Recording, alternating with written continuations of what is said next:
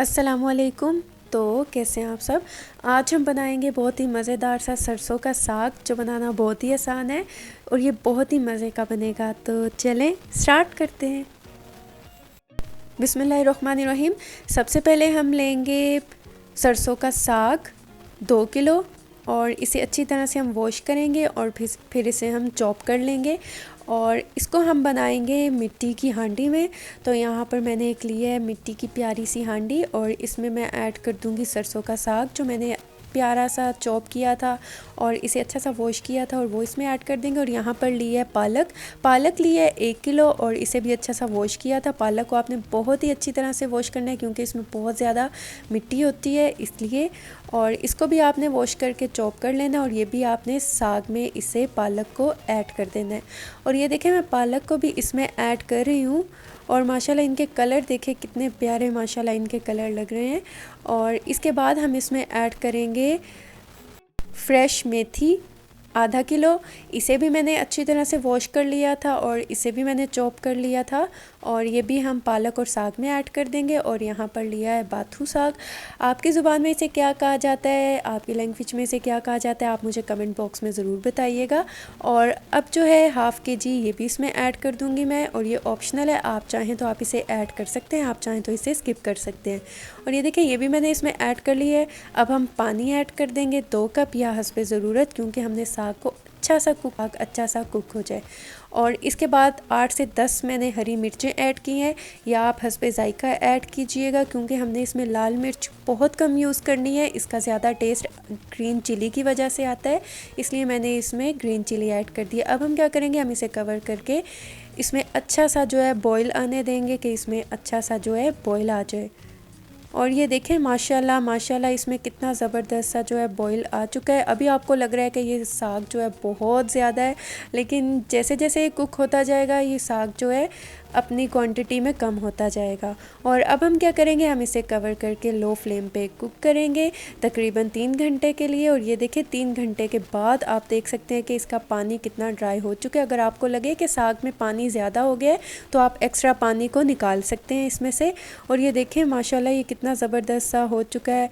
और अब हम क्या करेंगे, मैं आपको ये भी दिखाती हूँ कि ये कितना अच्छा सा कुक हो गया है, ये देखें। और ये देखिए मैं आपको स्पून की मदद से ये दिखाती हूँ कि कितना सॉफ्ट हो चुका है, कितना अच्छा कुक हो चुका है। क्योंकि अभी साग गर्म है तो हाथ की मदद से मैं नहीं कर सकती थी, इसलिए मैंने आपको ये स्पून से चेक करवाया है कि कितना अच्छा कुक हो चुका है। और ये देखिए अब जो पानी है वो बहुत हद तक जो है वो ड्राई हो चुका है। और अब हम क्या करेंगे, हम इसे अच्छा सा जो है ग्राइंड कर लेंगे। गाँव में विलेज में तो इसको घोटा जाता है साग को बहुत ही अच्छा सा। और हम जो है इसके लिए कम से कम 2 लोगों की ज़रूरत होती है। तो अभी जो है मैं इसको ग्राइंड ही कर लूँगी और इसके बाद हम इसका बनाते हैं मज़ेदार सा तड़का। यहाँ पर लेंगे ऑयल हाफ़ कप और इसमें हम ऐड कर देंगे प्याज। ये देखिए हम इसमें प्याज ऐड कर देंगे। 2 मीडियम साइज़ के प्याज लिए हैं और इन्हें चॉप कर लिया था। और अब हम क्या करेंगे, हम इसे अच्छा सा मिक्स कर लेंगे और इसे हम लाइट गोल्डन ब्राउन होते तक इसे हम फ्राई कर लेंगे अच्छा सा।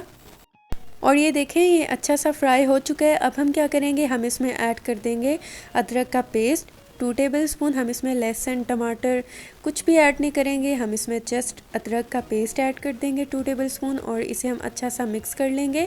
और तकरीबन 1 मिनट के लिए हम इसे बस कुक करेंगे, हम इसे बहुत ज़्यादा कुक नहीं करेंगे। इसके बाद हम इसमें ऐड कर देंगे 1.5 टीस्पून जो है नमक ऐड कर देंगे। आप हस्बे ज़ायका यूज़ कीजिएगा, कम या ज़्यादा जितना आपको पसंद है।